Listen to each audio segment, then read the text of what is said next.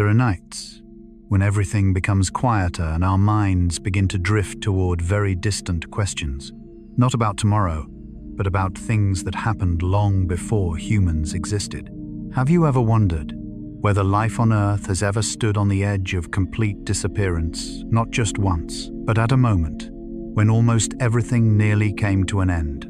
About 252 million years ago, there was an event that wiped out up to 75%, perhaps even 90% of life on this planet. The oceans fell silent. Ancient forests vanished. Creatures that once ruled the world left no trace. But what invites reflection is not only the destruction, it is the deeper question: what happens when a living system exceeds its limits? From the perspective of Carl Gustav Jung, every collapse, whether of a world or a mind, rarely happens suddenly. It is the result of quiet pressures accumulating over time, and sometimes what we cannot see is what determines everything. Tonight we will move together through a very slow journey, very deep, through one of the greatest catastrophes in Earth's history, not to fear it, but to understand. To understand how fragile life can be, and how resilient it can also become. To understand that, sometimes, an ending is the beginning of something entirely new. Welcome to Stories for Sleep, a place where each story is not only heard, but felt, where science, history, and the human mind meet in a slow, gentle rhythm, soft enough for you to close your eyes and drift into sleep. If you find peace in stories like this, gently subscribe to the channel so that each night a new journey will be waiting for you. And now, take a slow breath in, release we begin with a world once full of life just before everything began to collapse. The world before the fall. Imagine, very slowly, a world more than 252 million years ago. An Earth without cities, without the sound of machines, without any trace of human presence, only wind, water, and life, spreading in an ancient rhythm. At that time, all the continents we know today had not yet separated. They were joined into a single mass, a vast supercontinent we call Pangaea, a colossal land stretching almost from pole to pole. There, ancient forests rose beneath a soft light, not forests like the ones you have seen, but a green world, dense, untouched. Strange, ancient plants intertwined, forming a living tapestry that covered the land. There was no noise, only the gentle sound of wind passing through leaves, and sometimes the footsteps of early creatures learning how to live on land. Beneath the oceans, another world was moving. Warm, vast seas, filled with astonishing diversity. Life drifted through slow currents. Coral formed intricate structures. Everything seemed to lack nothing. Everything seemed to be in its place. A balance, a stability, a world that seemed impossible to break. But if you listen a little more closely, not with your ears, but with a deeper sense, you may begin to notice something subtle, that stability was not entirely secure. It was like a calm surface of water, just before a great wave begins to form. From Jung's perspective, every system, whether a mind or a world, carries within it unseen elements, small tensions, slow changes, movements the surface does not reveal. A person may appear calm, while inside, unresolved things are quietly accumulating. And the Earth at that time was no different. A world full of life, yet not unchanging, because every living system is always in motion, always changing, always moving toward points we cannot predict. If you had stood on Pangaea then, you would not have felt any danger. No clear sign of catastrophe, no warning, only a world continuing to exist. And that is what is most worth reflecting on, that the most peaceful moments are sometimes the closest to great change, not because they are wrong, but because they make us believe everything will remain the same. But the truth is, no state is permanent, no balance is absolute, and perhaps within that fragility, there is a very special kind of beauty, because it reminds us life is not something fixed.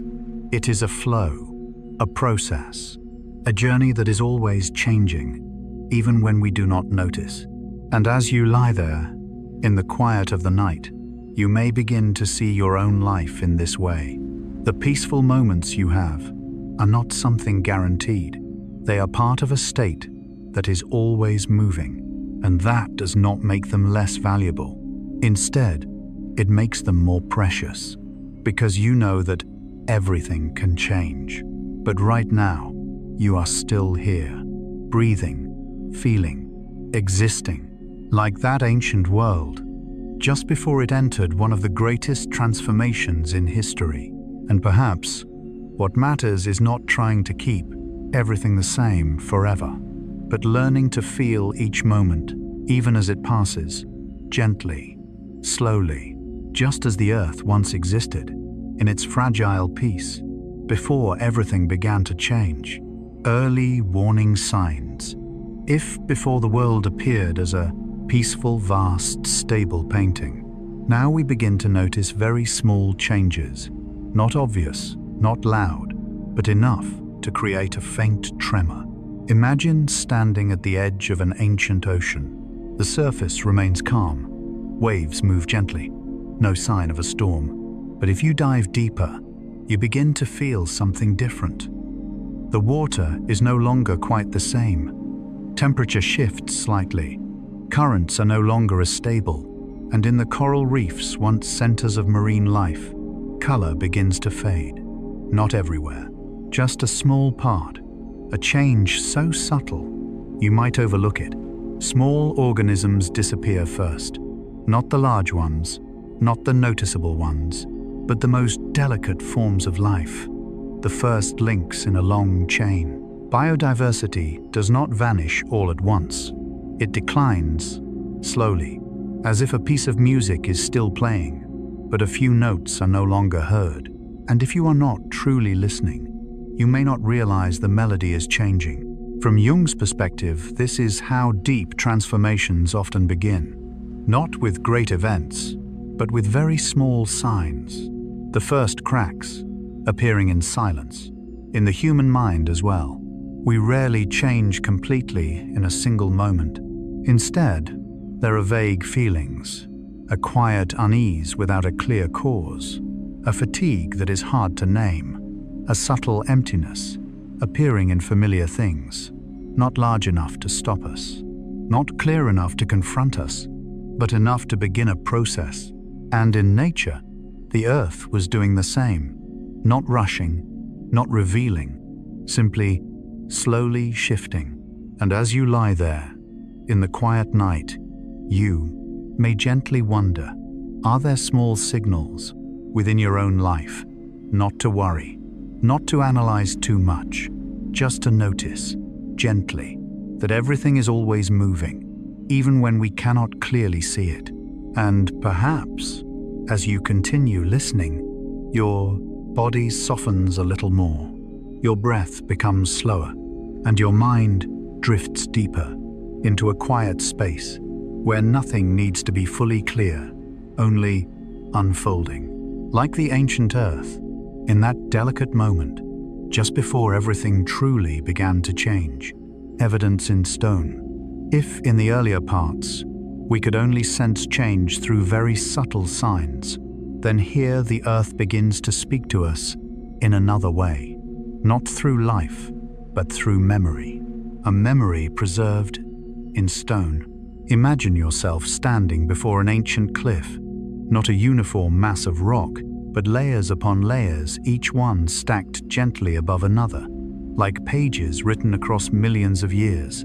Each layer is a span of time. Each layer is a world. And if you look closely, you may notice something remarkable, a boundary, not sharp like the cut of a blade, but clear enough to feel that something has changed. Below that line, is a world rich with traces of life, dense fossils, creatures that once existed, recorded within the sediment, a thriving ecosystem frozen in time. But as you look above, everything becomes different, less, sparser, almost empty, as if a piece of music suddenly lost most of its sound, as if a forest fell silent. This is the Permian-Triassic boundary, one of the clearest dividing lines in Earth's history, not because it formed in a single instant, but because the change it represents is so vast, so deep, so complete. On the geological timescale, where millions of years are only a brief moment, this event occurred almost suddenly, like a powerful shift, like a change that could not be reversed. But what invites reflection is not only the boundary itself, it is the way the Earth holds memory. No narration, no sound, no emotion, only layers of stone, quietly recording everything. From the perspective of Carl Gustav Jung, the human mind preserves memory in a similar way. Not all experiences remain in consciousness. Many things are stored in deeper layers, unclear, not always easy to recall, but still present. Like layers of rock, they do not disappear. They simply remain, waiting to be recognized. And perhaps the Permian-Triassic boundary is not only a geological marker, it is also a symbol, a moment where before and after become clearly different. In human life, we also have such boundaries, not always recognized in the moment, but when we look back, we know there was a time when everything changed. Perhaps an event, a decision, an experience. After that, nothing is quite the same. Returning to the ancient cliff, you might place your hand upon its rough surface and feel something very strange, that you are touching time, not abstract time, but time condensed into matter. Each layer holds thousands, millions of years, and that boundary is where one world ended and another began. This brings a quiet, deep feeling, because it shows us great change is not always loud. Sometimes it leaves only a very quiet trace, a thin line between two entirely different states. And as you lie there, in the stillness of the night, you may gently think of the layers of memory within yourself, experiences that have passed, different phases of your life. Some are very clear, but others are softer, deeper, yet still there. You do not need to dig into all of them. You do not need to understand everything, only to recognize, like the Earth, you carry within you a history, a story, written layer by layer. And perhaps what matters is not trying to erase what has been, but accepting that they are part of your present structure, like the lower layers of rock, always supporting what lies above. So, as you continue listening, you may carry a very gentle feeling that every change, no matter how great, eventually becomes part of memory, part of structure, part of you. And in that realization, your mind may begin to settle, your body may soften, and you may gently drift into a very deep, very quiet state, like those ancient layers of stone, resting in silence, holding the story of a world that once existed. And if you remain there, before that ancient cliff, you may begin to notice something even more subtle, that the boundary itself does not truly exist in the moment you are seeing it. It is a result, the result of thousands, even millions of years of change. Yet when viewed afterward, it appears as a clear dividing line. This brings a quiet paradox. Changes that happen very slowly can leave traces that appear sudden. According to Carl Gustav Jung, the human mind reflects on life in a similar way. When we are within change, everything feels slow, almost unnoticeable. But when we look back, we often say, everything changed so quickly. In truth, it was not quick. We simply recognize the result only after it is complete. Returning to the rock, you might imagine each tiny grain of sediment settling at the bottom of an ancient ocean. One grain, then another. Nothing remarkable, nothing noticeable. But over time, they accumulate, compress, become stone, and then they become part of history, part of Earth's memory. This evokes a gentle image that everything vast is formed from very small things.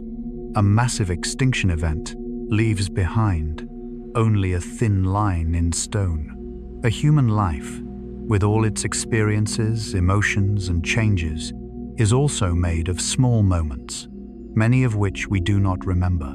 And perhaps what makes the Permian-Triassic boundary so profound is not only the loss it represents, but its silence. No sound of collapse, no cries of disappearing life, only a trace, very still, very quiet, yet holding an immense story.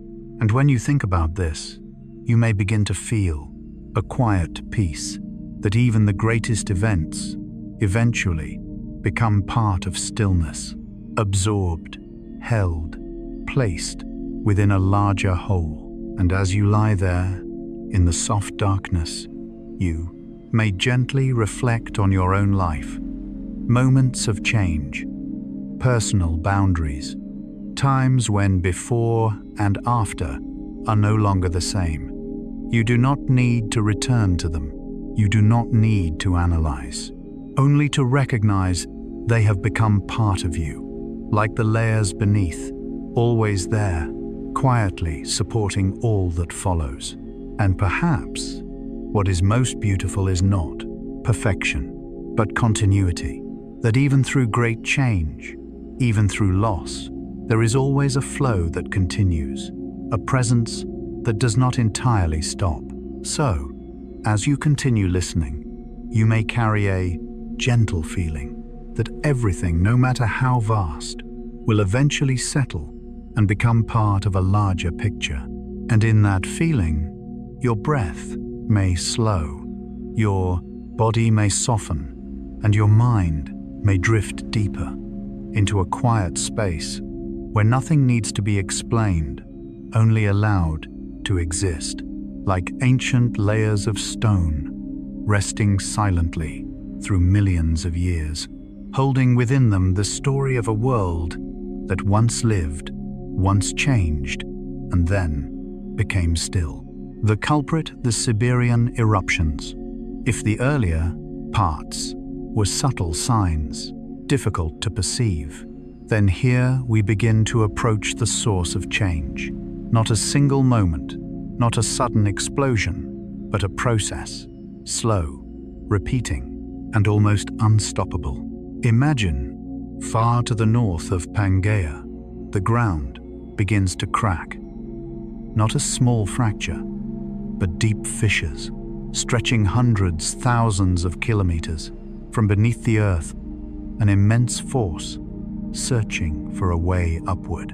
And then, lava begins to flow, not violently explosive, but steady streams, thick, heavy, silent, like rivers of fire moving across the Earth's surface.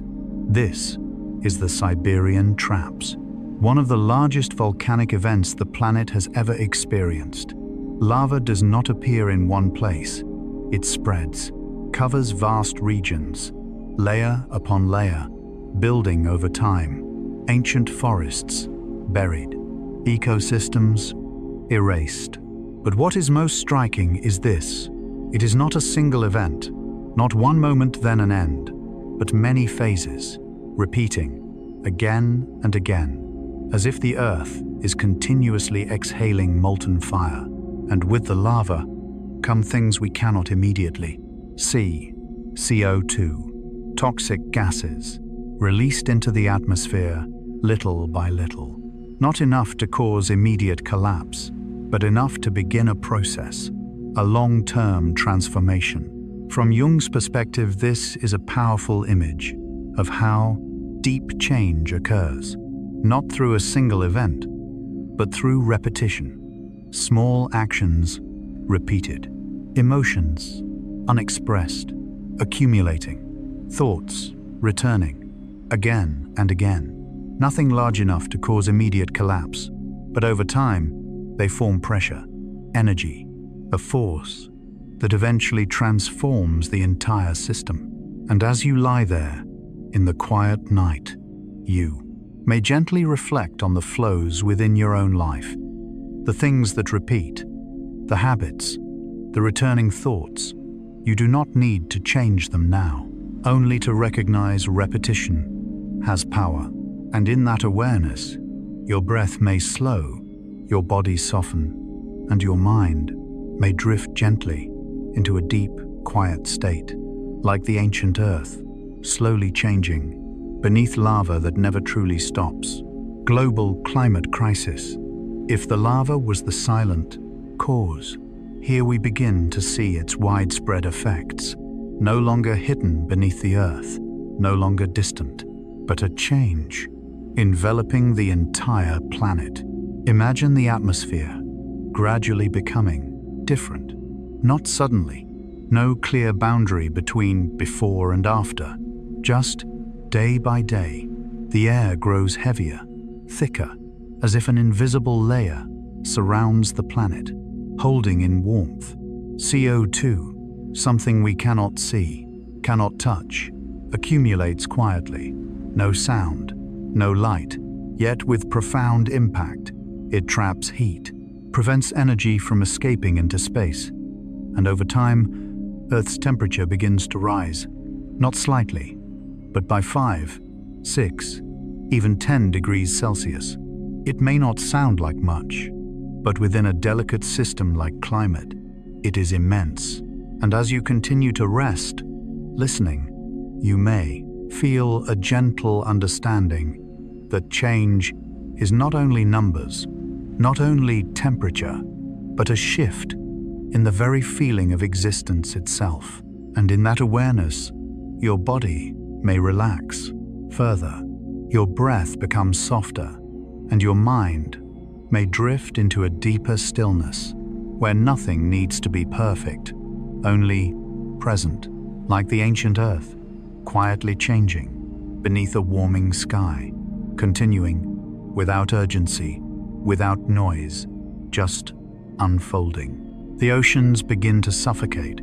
If in the previous part we could feel the atmosphere becoming heavier, then here something deeper begins to unfold, not on the surface, not where light still reaches, but in the deepest places within the ocean. Imagine yourself descending, not into a bright blue ocean like the ones we know today, but into waters that are becoming still in an unusual way. Not the stillness of peace, but the stillness of a system beginning to stop moving. As temperature rises, water holds less oxygen. It is a simple rule, but when it happens on a global scale, it becomes something profound. Oxygen, the element most marine life depends on, begins to decline. Not suddenly, not disappearing at once, but gradually, like a breath, becoming more and more shallow. You might imagine the ocean as a living body, with currents as its circulation, where surface water sinks downward and deep water rises again. A continuous cycle, distributing oxygen and sustaining life. But as temperature shifts, this circulation begins to slow. Layers of water no longer mix. The ocean becomes stratified, like a body where blood no longer flows. In the deep layers, oxygen is slowly depleted, little by little, until it is almost gone.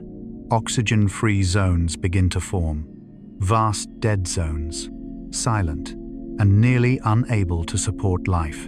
From the perspective of Carl Gustav Jung, this is a powerful image of disconnection, not direct destruction, but the loss of flow. the loss of connection between parts. In the human mind, when parts no longer communicate, when emotions are no longer processed, when thoughts are no longer connected, a similar state can arise. Not chaos, but stillness.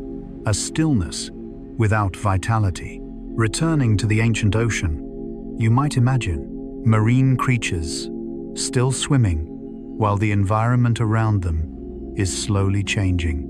No loud sound, no clear warning, only the ocean's breath growing weaker. The most sensitive organisms disappear first, then others follow. Not all at once, but in waves, slowly, inevitably. And what is most striking is that everything happens in silence. No cries, no conscious panic, only changing conditions and life responding to those changes. You may feel a very gentle sadness when you think of this, not a loud tragedy, but a quiet loss unfolding in stillness. And perhaps this reflects something within human experience. Not all exhaustion is loud, not all disconnection is obvious. Sometimes it is only a subtle feeling that something within no longer flows as it once did, an emotion that is no longer clear, a motivation that feels weaker, a connection that is no longer as deep. Nothing is clearly wrong, but nothing is quite the same. Returning to the ocean, as anoxic zones expand, the entire marine ecosystem begins to lose balance, not only from lack of oxygen, but from a transformation of the whole environment. And this leads to an inevitable result. Life, no longer has the conditions to continue. But what is worth reflecting on is this: the ocean does not try to fix itself. It does not resist. It simply responds according to its nature. And perhaps this brings a certain gentleness, that not every change must be controlled. Not every state must be fixed immediately. Sometimes it is enough to notice something is changing. And within that noticing, there is space, a quiet space. As you lie there and listen, you may imagine yourself drifting in a very deep ocean.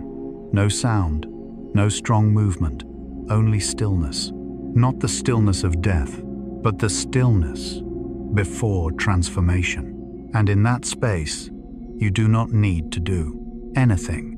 You do not need to understand, only drift, like the ancient ocean, growing quieter as the currents slow and everything changes gently in silence. And if you remain there, within that ocean, you may begin to sense something even more clearly, that the lack of oxygen is not only a physical phenomenon, it is like a spreading silence. At first, everything still moves, creatures still swim, currents still exist, but something subtle is slowly fading. Life does not only need space, it does not only need water, it needs something fundamental, the ability to exchange, the ability to breathe. And when oxygen declines, it does not happen all at once. There is no clear line between presence and absence. Only everything becomes slightly more difficult. Each movement requires more energy. Each rhythm of life slows down. You might imagine a small creature within those waters, still trying to exist, unaware that the environment is changing, unaware that conditions are declining, simply feeling that things are becoming harder. According to Carl Gustav Jung, this reflects a state where psychological energy begins to fade, not because of a shock, not because of a major event, but because the flow of life energy is no longer what it once was. In the human mind, this may appear as a fatigue without clear cause, a feeling of something missing, yet impossible to name. Not pain, not clearly sadness, only less, lighter, more distant. returning to the ocean. As stratification deepens, the layers no longer communicate. Surface and depth become separate worlds, and this carries a profound meaning, because when parts of a system no longer connect, the whole system begins to weaken, like a person who is no longer connected to their place. Emotions, no longer connected to their body, no longer connected to the world around them. Everything still exists, but it is no longer fully alive. In the ancient ocean, anoxic zones are not destroyed places. They still exist. Water is still there. Space remains.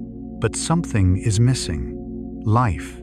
And this creates a very particular feeling. Not chaos, but emptiness. A silent emptiness, spreading, without sound. You may imagine yourself drifting in such water. No strong currents, no sound, only deep stillness. And within that stillness, there is a different feeling, not fear, but depth. Because when movement stops, when noise fades away, you begin to notice more subtle things. Perhaps this is how nature pauses, not to end, but to transition. And perhaps in our own lives, there are moments like this. Not collapse, not crisis, but quiet spaces. Moments when you feel less energy, less motivation, less connection. And those moments are not necessarily something negative. They may simply be a phase, a transition, like the ancient ocean, passing through a state of low oxygen before becoming something else. So, as you lie there, feeling your body, you may gently realize you do not need to always feel full of energy. You do not need to always be active. Sometimes, simply being within stillness is enough. And in that stillness, your breath may deepen, slow, soften, as if you are breathing with the ocean, an ancient ocean, vast, quiet, and filled with unseen movement. And then, little by little, you may feel yourself drifting deeper, further away from the thoughts of the day, into a space that is very calm, very light, where nothing needs to be clear, only present. Like the ocean, in its quietest moment, just before everything continues to change. Ocean acidification. If in the previous part, the ocean began to grow still due to a lack of oxygen, then here, a more subtle change, yet no less profound, begins to unfold. Not the disappearance of air, but a transformation within the very nature of the water itself. Imagine an ocean that is still there, still vast, still moving very gently, but within it, its composition is changing. CO2, which has accumulated in the atmosphere, does not remain there. It dissolves into the seawater, slowly, silently, without sound, without any clear sign. And as CO2 dissolves, it forms a mild acid, lowering the pH of the water. Only a small change, but in a system as delicate as the ocean, that is enough to alter many things. You may think of seawater as a finely balanced environment, where every organism has adapted to very specific conditions, a certain level of salinity, a certain temperature, a certain pH. And when the pH shifts, even slightly, that entire balance begins to tilt. Shell-forming organisms, like corals, like mollusks, like brachiopods, are the first to feel this, because they depend on the ability to precipitate calcium to build their structures. But in a more acidic environment, that process becomes difficult, slower, sometimes even reversed. You may imagine a creature trying to build its home, layer by layer, but the material is no longer stable, no longer easy to bind. There is no immediate collapse, No sudden destruction, only more difficulty, more fragility, more vulnerability. From the perspective of Carl Gustav Jung, this is a deeply symbolic image of a shift in foundation, not destruction from the outside, but a change in the environment that makes once stable structures no longer able to exist as before. In human psychology, this may resemble a shift within one's inner foundation, values, beliefs, perception of the world. Nothing is shattering you from the outside, but what once held you steady no longer functions in the same way. Returning to the ancient ocean, coral reefs, once the foundation of marine ecosystems, begin to weaken, not disappearing at once, but losing the ability to sustain their structure. Coral reefs are like cities of the ocean, places where thousands of species live, where diversity is created, where life is sustained. When coral reefs collapse, it is not just one species that is affected, but the entire system. You may imagine a city slowly losing its foundation. No explosion, no clear event, only everything gradually losing its stability. And then, complex organisms, diverse ecosystems begin to disappear. In their place, disaster faunas emerge, simpler forms, less dependent, able to survive in harsher conditions. This brings a very particular feeling, not the complete end of life, but a simplification, as if nature is saying, when conditions become difficult, only the simplest forms can endure. And perhaps this also reflects something within human experience. When inner or outer environments become difficult, we tend to contract. Less emotion, less complexity, less expansion, not because we choose to, but because it is a way to survive. And yet, within that contraction, there is also a kind of stillness, a kind of simplicity. Returning to the ocean, as you imagine drifting through an ancient reef, you may notice the colors are no longer vivid, the diversity is no longer rich, only simple structures remain, repeating forms, a world with less movement. Not good, not bad, simply different.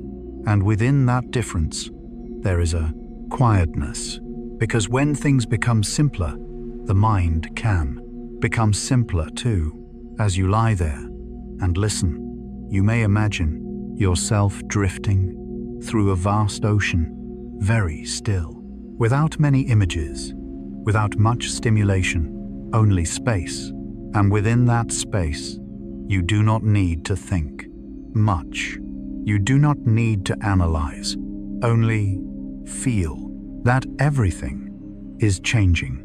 Slowly, naturally, and within that change, there is a rhythm, a gentle movement, just like you, slowly drifting further away from the thoughts of the day into a space that is very deep, very quiet, where nothing needs to be complex, only to exist, like the ancient ocean, quietly transforming its nature little by little, without sound, without urgency, only continuing. And if you remain there, within that changing ocean, you may begin to notice something very subtle. That acidification is not an event, it is a process, a change that unfolds almost imperceptibly in each moment. There is no single day when the ocean suddenly becomes acidic, no clear boundary between before and after, only each day, each moment, a small change accumulating. And that is what makes it so significant, because slow changes are often the deepest ones. You may imagine a small creature living in that environment. It does not know about pH. It does not know about CO2. It does not know about chemistry. It knows only one thing, that existing is becoming more difficult. Its shell is no longer as strong as before, no longer as solid, no longer a reliable protection. But this does not happen suddenly. There is no moment when the shell breaks. Only it becomes slightly thinner, slightly weaker, and over time, that is enough to make a difference. According to Carl Gustav Jung, this is how many changes in the human psyche occur, not through sudden breakdown, but through gentle erosion. What once made you feel safe, gradually, no longer, feels as stable. Your inner structures begin to shift. Nothing is clearly wrong, but nothing is quite the same. And perhaps this feeling is familiar. There are periods in life when everything still appears normal. You continue your routines. You remain in familiar surroundings. But inside, something has changed. A feeling that the foundation is no longer what it once was, returning to the ancient ocean as coral reefs slowly disappear. The living space for many species disappears with them. But what is important to notice is this life does not completely stop.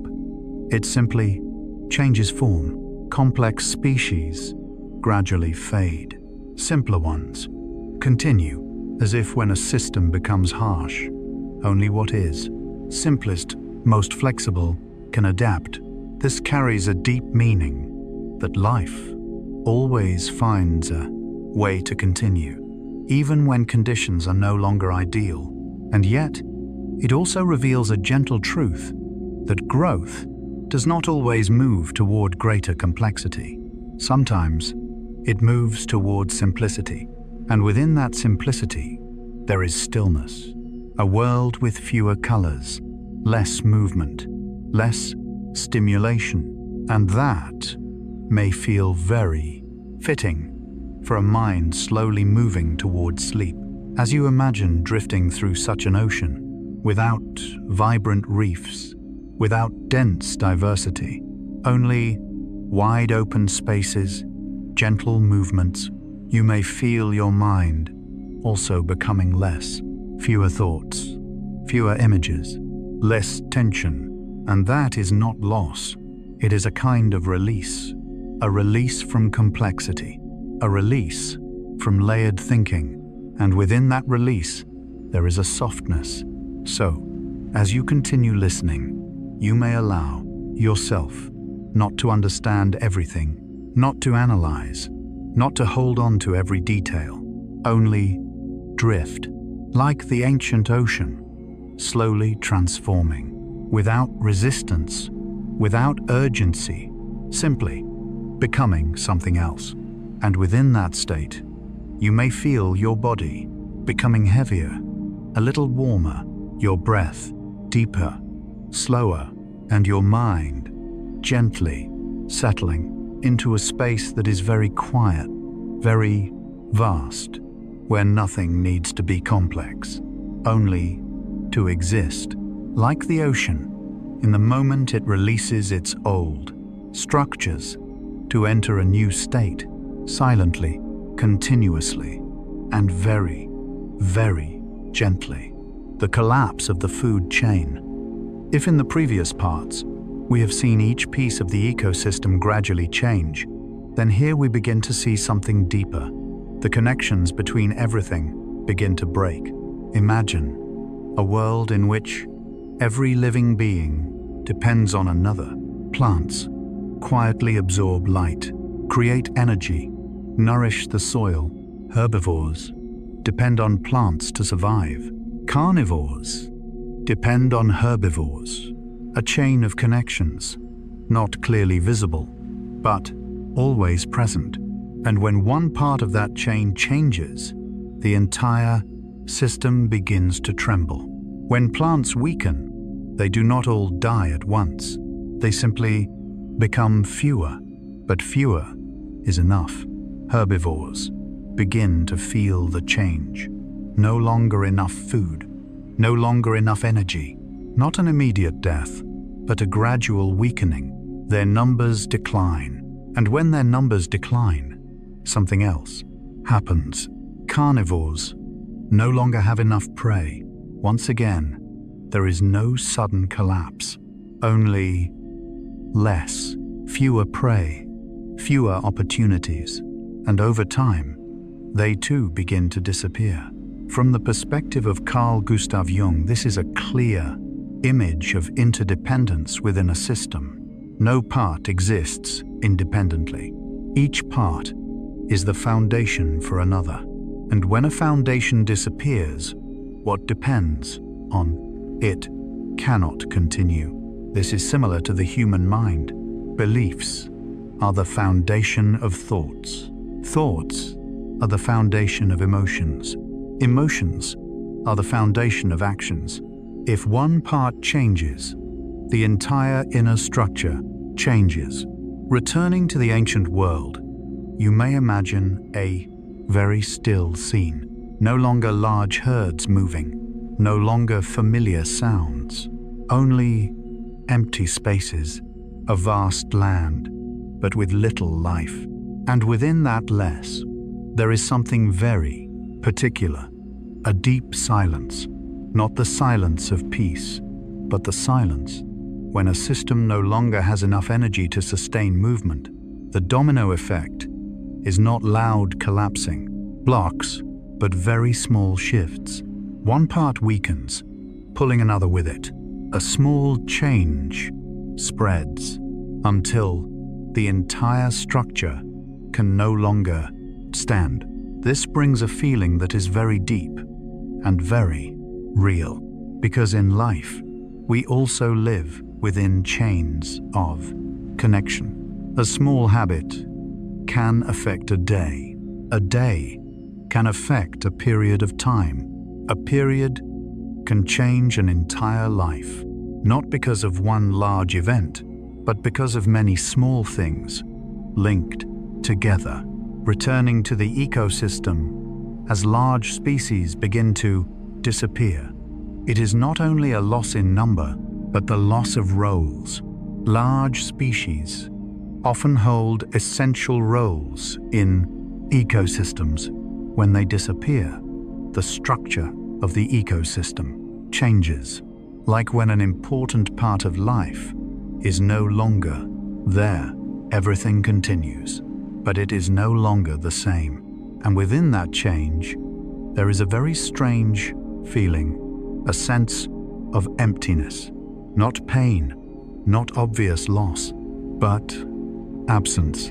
And perhaps this is one of the deepest feelings a human can experience, not when everything disappears completely, but when everything is still there, yet no longer whole. Returning to the ancient landscape, you may imagine yourself standing in the middle of a vast land. There is little movement, there is little sound, only wind and space. A wide space, but empty. And in that space, your mind may begin to slow down. There is less to hold on to, less stimulation, only presence. And within that presence, there is a very deep quiet, not because everything is okay, but because there is nothing left to disturb it. And perhaps this is also the state the mind enters before sleep, when thoughts become sparse, when emotions settle, when the chain of thoughts temporarily stops. And you do not need to keep it going. You can allow it to stop, like the ancient ecosystem, which reached a point where things could no longer continue as before. And in that stopping, there is space, a space to rest.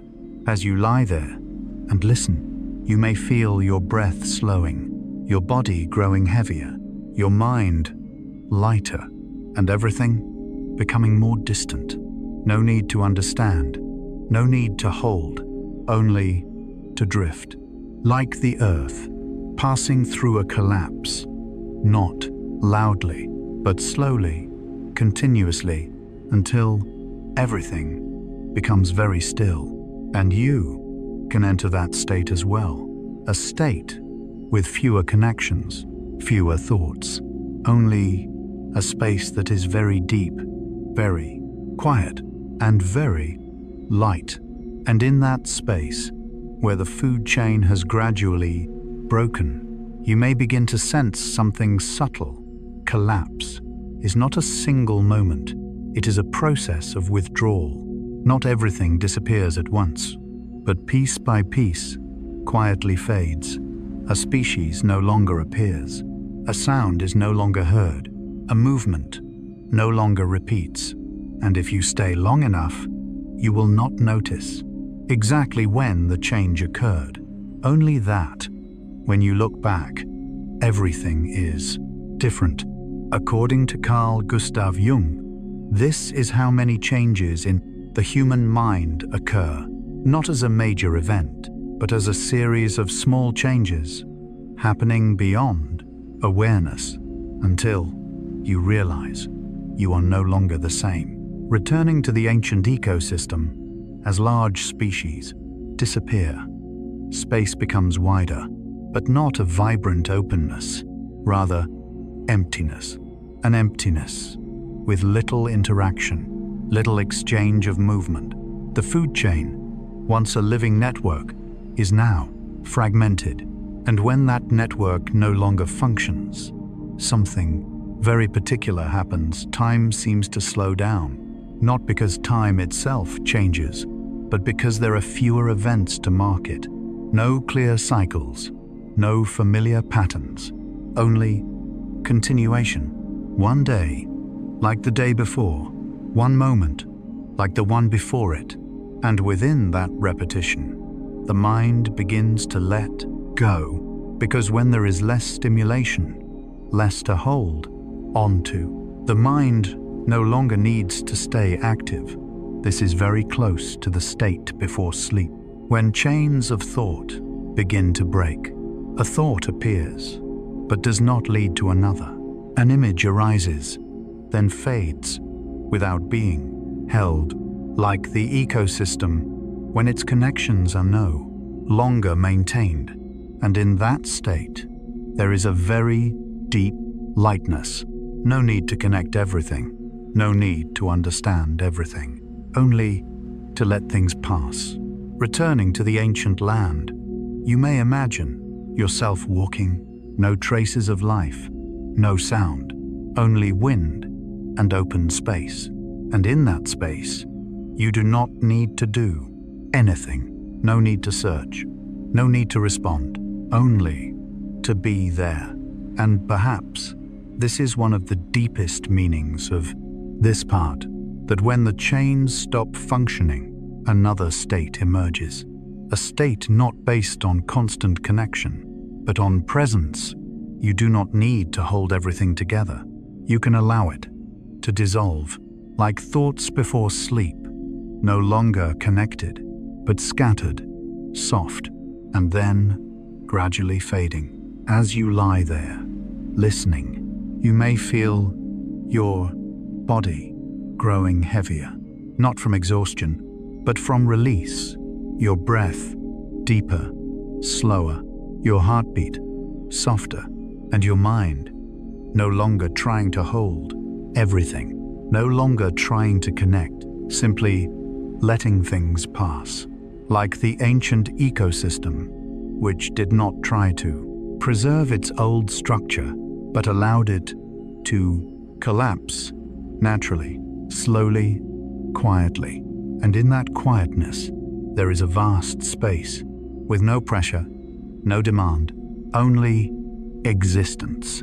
And you can drift into that space, gently moving away from the thoughts of the day, until everything becomes soft, distant, and very still. The final 24 hours, a geological metaphor.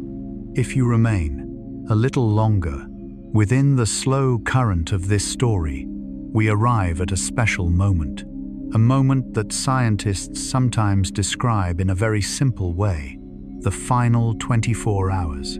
Of course, Earth did not collapse in a single.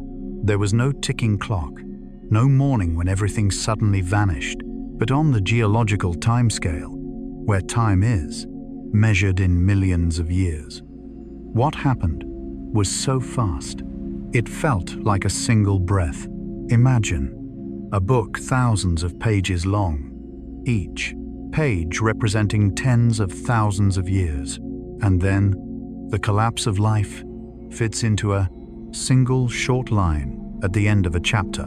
That is the final 24 hours, not literal time, but a feeling of a transition so rapid compared to everything before it. And this leads to a very deep idea: collapse rarely begins at the end. It accumulates quietly, silently, until a threshold is crossed. And when that threshold is crossed, things cannot return. According to Carl Gustav Jung, similar thresholds exist within the human mind. Unrecognized emotions, unreleased tensions, suppressed thoughts. They do not disappear. They accumulate day after day, year after year, until something very small happens, and suddenly everything changes. Not because that small thing is powerful, but because the system within has reached its limit. Returning to the ancient Earth, the final 24 hours were not the beginning of disaster. They were the point of no return. Temperatures had risen beyond reversal. The oceans had lost too much oxygen. Ecosystems had weakened beyond recovery. And then, one more small change became the final drop. The system collapsed, not from one cause, but from all causes converging. And in that moment, everything became very quiet. No explosion, no bright light, only a transition from one state to another, from a world full of life to one nearly empty. And if you listen closely, you may realize that this transition is not chaotic. It has its own rhythm, a slow rhythm, deep, like the way you are drifting into sleep. At first, you are still aware, you still think, still feel. Then gradually, thoughts become fragmented, no longer connected, no longer forming a continuous chain. And then, a moment appears, almost impossible to notice. The moment when you are no longer fully awake, but not yet fully asleep. That is the threshold. And once you pass it, sleep comes, almost instantly. Not a long process, just a transition. And as you lie there, you may feel yourself approaching that threshold too. The threshold between waking and sleep, between control and letting go. You do not need to force it, because like the earth, when conditions are ready, the transition will happen on its own. Your breath is slowing, your body growing heavier, your thoughts becoming fewer, and then, in a very gentle moment, you will pass that threshold without even noticing. Like the final 24 hours of an ancient world, not a loud ending, but a soft dissolving into a new state, quieter and farther away than everything you have just experienced. And if you continue listening, you may realize that the final 24 hours is not only the story of the earth, it is also a story repeating many times in human life. There are periods when everything seems fine. You wake up each day, you do familiar things, no clear sign that something deep inside is changing. But somewhere, very quiet, very deep, something is accumulating. Unspoken emotions, ununderstood thoughts. They do not disappear. They simply settle, like layers of sediment beneath the earth. And then, at some point, everything reaches a threshold. No loud warning, no dramatic sound, just a very small moment, after which you are no longer the same. According to Carl Gustav Jung, this is when the unconscious crosses into awareness, not with noise, but with a shift, a change you feel, but cannot fully name. And as you lie there now, you may be very close to such a threshold, the threshold of sleep. You do not need to find it. You do not need to cross it consciously, because your body already knows how. Your mind has known it for a long time, like the earth, which does not try to change. It simply reaches the point where it is ready. And then the transition happens. Your breath, steady, slower, deeper. Thoughts, no longer connected. They appear, then fade, like thin layers of mist. And in that space, there is nothing to hold, nothing to finish, nothing to understand, only a gentle drifting, very slow, very soft, into a state where everything becomes distant, fades away, and finally dissolves into a deep, quiet space where you no longer need to do anything, only rest. A toxic ocean hydrogen sulfide. If in the previous part, the ocean became depleted of oxygen and gradually lost its life, then here a deeper transition, almost a point of no return, begins to emerge. Not only a lack of oxygen, but the appearance of something else, a new form of existence, quiet yet powerful. Imagine you are drifting in a very deep body of water. There is little movement, few living beings, only a stillness, dense and heavy. In places where oxygen is absent, a special type of bacteria begins to grow. They do not need oxygen to live. On the contrary, they thrive most when oxygen disappears, and in the process of their existence, they produce a gas, hydrogen sulfide, H2S, a toxic gas, colorless, but carrying a very distinctive smell, like rotten eggs. But in the ancient ocean, there is no one to smell, no one to recognize that something dangerous is unfolding. H2S does not explode. It does not emit light. It makes no sound. It simply accumulates, little by little, in still waters. And when it reaches a certain threshold, the ocean is no longer merely low in oxygen. It becomes a toxic environment. The remaining organisms, those that had tried to adapt, now face something new. Not just difficulty breathing, but the inability to live. From the perspective of Carl Gustav Jung, this is a profound image of the shadow within a system. Not mere absence, but the emergence of toxic elements when balance has been disrupted for too long. In the human psyche, when unacknowledged parts accumulate, when suppressed emotions remain unprocessed, they do not disappear. They simply transform, and sometimes they become forms of negative energy. Not loud, not obvious, but deeply influential. Returning to the ancient ocean, you may imagine these waters not as places of strong movement, but as the stillest regions. It is precisely that stillness that allows H2S to accumulate. This carries a subtle meaning that not all stillness is peace. Sometimes, prolonged stillness can become a place where what is unhealthy gathers. And as H2S spreads, life does not just decline, it is erased rapidly. No longer a slow process, no longer adaptation, but a threshold. Once that threshold is crossed, life cannot continue. You may feel a shift in the rhythm of the story, from slow to very slow, and then sudden. And yet even that suddenness unfolds in silence. No sound, no light, only a transition from possible to live to impossible to live. This brings a feeling that is very deep and very still, because it reminds us every system has its limits.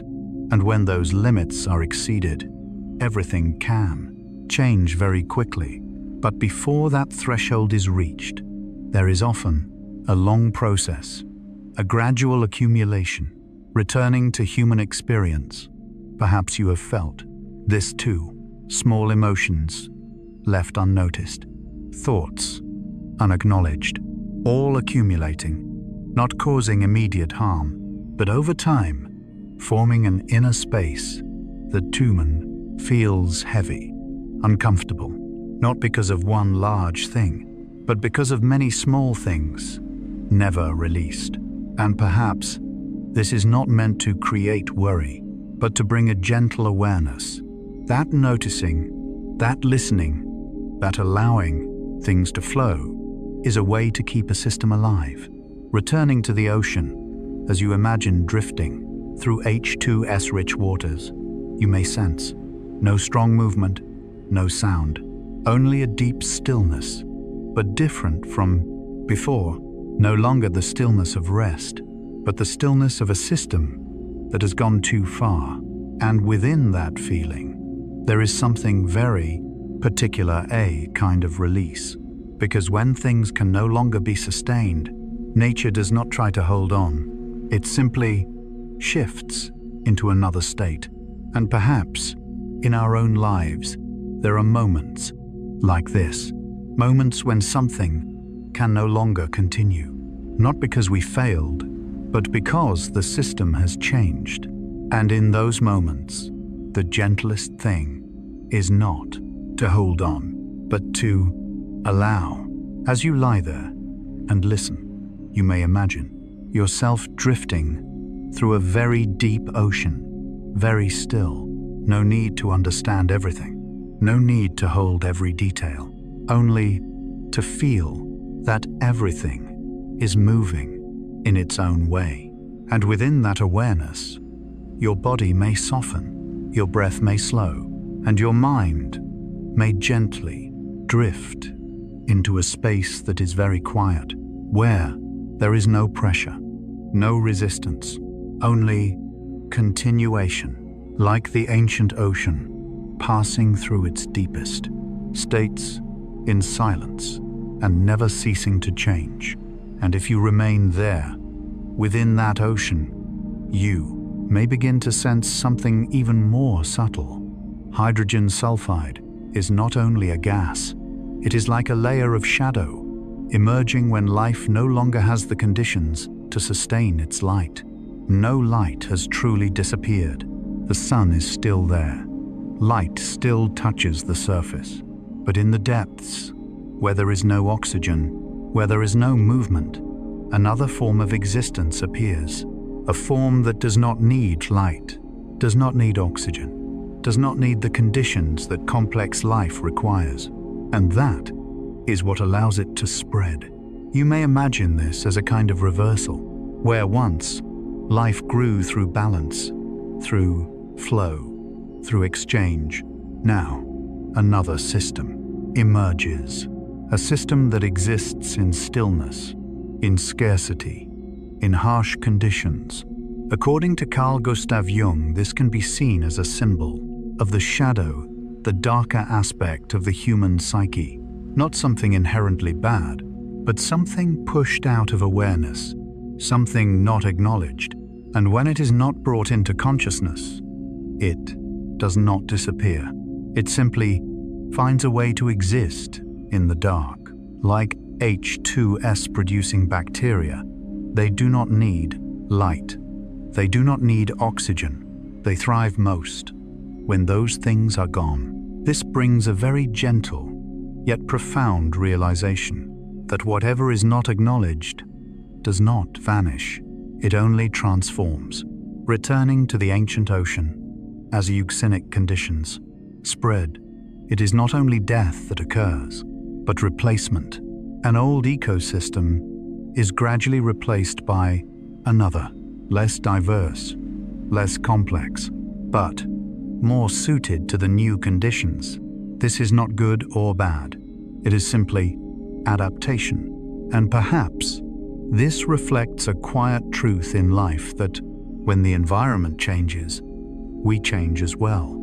Sometimes we become simpler, less expectation, less expansion, not because we lose something, but because we are adapting, and within that adaptation, there is a quietness. Returning to the image of the ocean, you may imagine yourself drifting through deep waters, no vivid colors, no strong movement, only layers of still water, resting upon one another, and somewhere, chemical reactions continue, silently, continuously, without needing attention, without needing recognition, simply existing.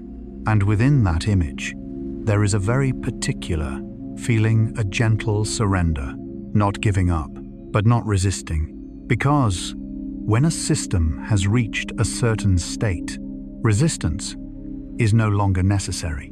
Only transformation remains.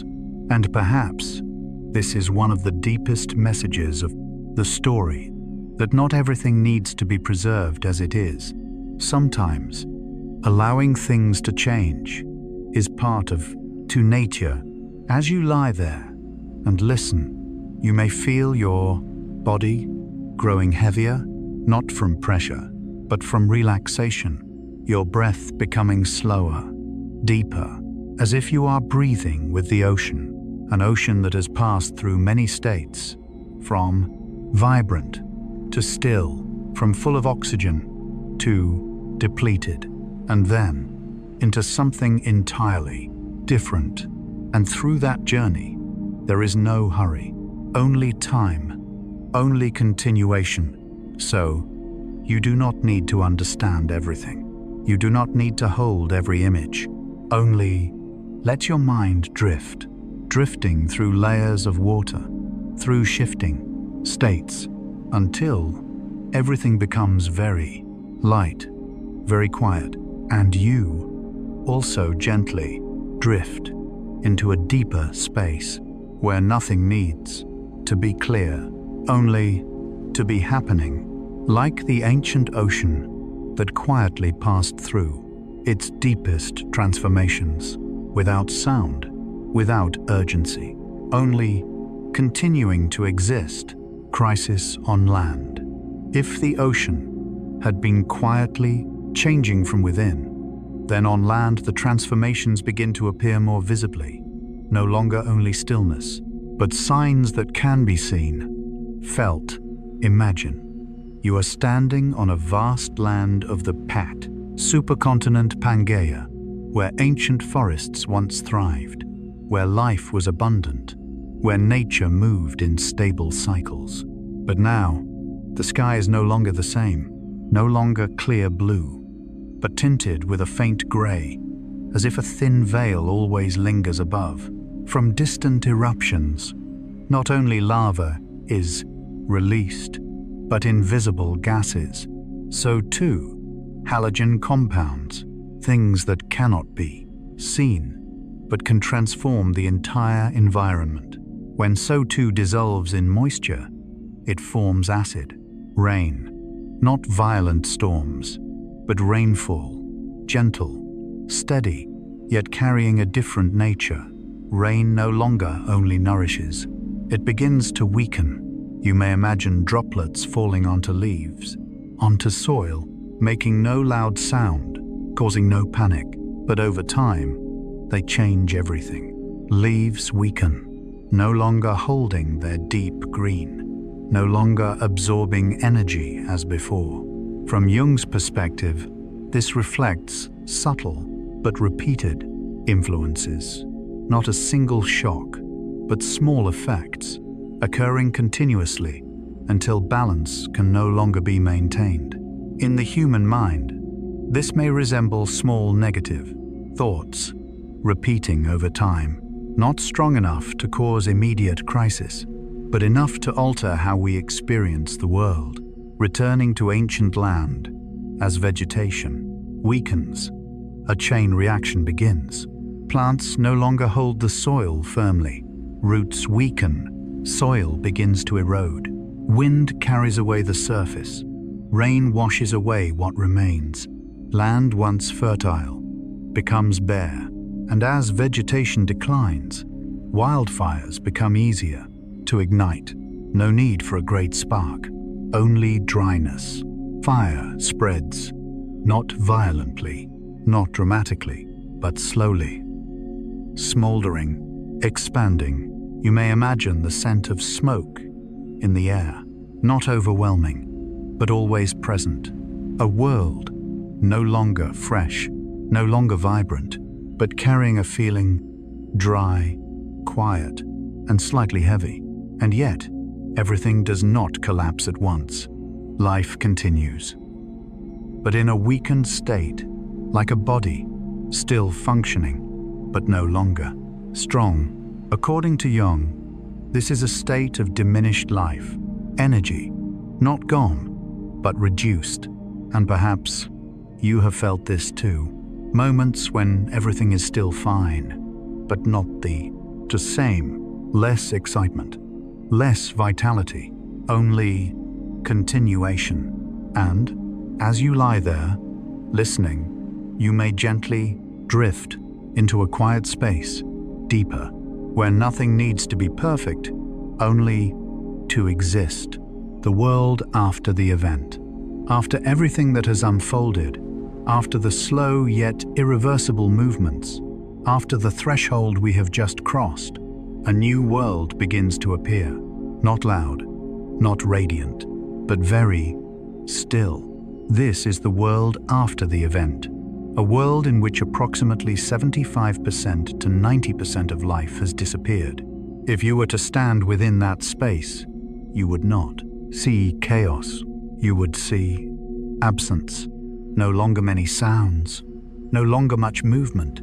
What was once abundant now becomes scarce. What was once diverse now becomes simple. And within that simplicity, a new kind of balance begins to form. Not the balance of abundance, but the balance of minimalism. Only small organisms, forms of life, with high adaptability remain. They are not strong in the way we usually imagine. They are not large. They do not dominate, but they are flexible. They can survive in harsh conditions. They do not require much, and so they continue. According to Carl Gustav Jung, a similar mechanism exists within the human mind when an old system collapses, when complex structures can no longer be sustained. What remains is not the largest parts, but the most flexible, the parts that can adapt, the parts that do not depend on fixed structures. These may be a simple capacity to observe, a sense of presence, a slow breath, very small things, yet deeply enduring, returning to the earth. The world after the event is not dead. It simply becomes very slow. Time seems to stretch. There are no rapid changes, no sudden flourishing of life, only very small movements, unfolding over vast stretches of time, millions of years. This may feel unfamiliar because we are accustomed to speed, accustomed to immediate results, accustomed to quick recovery. But the earth does not hurry. It does not need to return to what it once was. It only needs to continue, little by little, like the way a wound heals, not in a single moment, but over time, quietly, from within. And if you listen deeply, you may begin to realize recovery is not a return to the old state. It is the formation of something new, a state built from what remains. Not perfect, not the same as before, but enough. And this holds a very special kind of beauty, a beauty that is not bright, but gentle, like a soft light, just before you drift into sleep. Not too bright, not too clear, just enough to let you feel safe. And right now, as you lie there, perhaps you are also in your own world after the event, after a long day, after many thoughts, after many emotions. Your mind no longer holds as much activity, no longer carries complex connections. Only what is essential remains: breath, bodily sensations, presence, very simple thing. And yet, those very things guide you into the deepest state of rest. You do not need to return to who you were. You do not need to fix everything. Like the earth, you only need to allow yourself to be in this moment, to slow down, to become lighter, to have less. And within that less, there is a very deep peace. No pressure to become better immediately. No demand to understand everything. Only a process, unfolding very slowly, very naturally. And you can trust that process, just as the earth once did, taking millions of years to recover, and eventually, life returned in a different way, a new way. And right now, you too can let go of the need to be fast, let go of the need to control. Just be here. In this quiet moment, your breath becomes more steady, your body softens, your mind grows lighter, and slowly, very slowly, you may drift into sleep without effort, without rushing, simply as part of a natural process, just as life once quietly returned to an earth that had nearly become empty. And if you remain a little longer in that world after the event, you may begin to notice something very subtle. Life does not return in an explosion. There is no moment when everything suddenly becomes abundant again. There is no immediate spring, only very small signs, almost imperceptible. A new form of life appears somewhere far away. A simple structure begins to take shape. A small cycle repeats itself, and if you are not paying attention, you may miss it. All because it is so gentle, so slow, and yet those small things become the foundation for everything that follows. According to Carl Gustav Jung, renewal in the human also does not arrive through grand changes. It does not come as a powerful decision, nor as a dramatic turning point, but through very small shifts, almost unnoticed. A lighter thought, a slower reaction, a moment when you no longer respond as before. And those moments gradually form a new inner structure, returning to the earth after the extinction event. Ecosystems were not rebuilt immediately. They had to relearn how to exist, step by step. Small organisms gradually filled the space, not because they were the strongest, but because they were the most suited to the new conditions. And this carries a deep meaning. Life does not always belong to the strongest, but to those who can adapt, those who can change, those who do not cling to old forms. And if you listen more deeply, you may feel a gentle truth. You do not need to remain who you once were. You do not need to return to the past. You only need to adapt gently, like the earth did.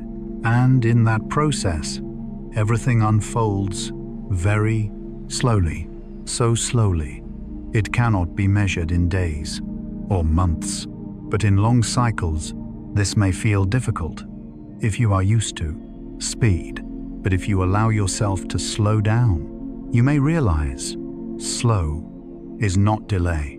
Slow is depth. Slow is stability, like sleep, which does not come the moment you close your eyes. It comes when your body is ready, when your mind has let go enough, when you are no longer trying. And right now, you may feel that you are within such a process. No need to reach any state, no need to fall asleep immediately. Just remain in this slowness. Your breath is becoming very steady, very light, very deep. Your body no longer tense, no longer holding, simply resting, supported, safe. And your mind may begin to drift further, no longer holding on to the story, no longer following each meaning, only the sound of the voice, growing more distant, softer, lighter, until it is no longer words, but simply a flow, a rhythm, a gentle guidance, leading you away from all thoughts, away from all structures, and into a space very deep, very still, where nothing needs to return to what it was, only to rest and allow life to quietly continue in its own way. The threshold of collapse, when everything changes and cannot return. If you listen very slowly, very deeply, you may begin to realize that the most thought-provoking part of this story is not the power of the plein you, catastrophe, but the way it arrives. Not loud, not sudden. There is no single moment when everything begins. It begins long before that. Small changes, almost unnoticeable. CO2 levels rise, just a little. Temperature, a little higher. The ocean loses a very small amount of oxygen. Each thing, so gentle, so slow, so much so that no one realizes everything is changing. And that is what makes it profound, because collapse does not begin when it happens. It begins with the very first small changes. But we do not call that the beginning. We call it normal until everything approaches a point. A point without clear boundaries, without visible edges, yet it exists. A threshold. And when that threshold is crossed, everything changes. No longer slow, no longer gradual, but very fast. Almost instantaneous, like a rope, stretched for a very long time. And then it breaks. According to Carl Gustav Jung, within the human mind, there are also such thresholds. We do not collapse in a single day. We do not completely change because of one event, but rather through accumulation. Small pressures, subtle tensions, unseen emotions. They do not disappear. They simply remain, settle, accumulate, day after day, and then a very small moment occurs. Perhaps a word, a memory, an ordinary event, but suddenly everything shifts, not because that moment is large, but because the inner system has reached its limit. The threshold has been crossed, and when that happens, we often think, this came out of nowhere. But in truth, it has been forming for a long time.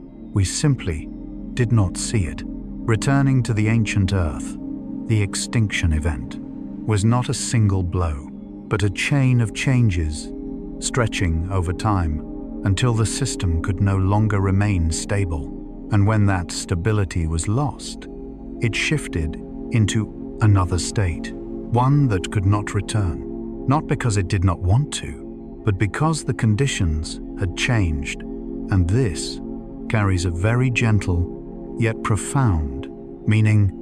Not everything can return to what it once was, but that does not mean everything ends.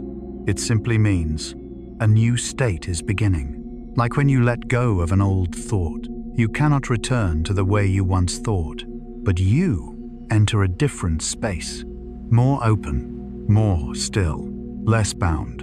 And if you feel carefully, a threshold is not only a place of collapse, it is also a place of transition, a doorway, not closing, but opening, even if at first it feels like loss. And right now, as you lie there, you may also be near such a threshold. Not the threshold of collapse, but the threshold of sleep. You cannot force yourself across it. You cannot go faster. You can only allow things to unfold. Your breath is slowing. Your body is softening. Your thoughts are thinning. And then, in a very gentle moment, You will pass that threshold without noticing, without effort, simply moving from one state into another, just as the earth once did, without a loud sound, without a clear signal, only a deep transformation unfolding when all conditions were ready. And you are the same. You do not need to do anything more. Only be here, in this slowness, in this quiet, until everything naturally softens, and you gently drift across that threshold into a space very deep, very still, where there is no pressure, no accumulation, only rest. And if you remain a little longer within the idea of that threshold, you may begin to notice something very subtle. We tend to pay attention only to the moment things change, but rarely to the process that leads to it. We remember when it happened, but forget when it began. Like a door that does not suddenly open, it has been pushed very gently, very slowly for a long time, until just a little more force and it opens. In nature, this happens constantly. Water heats little by little until it reaches its boiling point. There is no single special second, but once the threshold is crossed, water becomes vapor, a completely different state. Within the human mind, it is the same. You do not suddenly change. You have been changing long before. You simply did not notice. According to Carl Gustav Jung, much of what exists in the unconscious operates quietly. It does not appear on the surface. It is not named, yet it still influences how you feel, how you respond, how you exist. And when enough accumulates, it no longer remains in the dark. It emerges, not gradually, but almost instantly, like a manifestation. This may feel surprising, but if you look deeper, it is not sudden. It is a result formed through countless small moments you did not notice.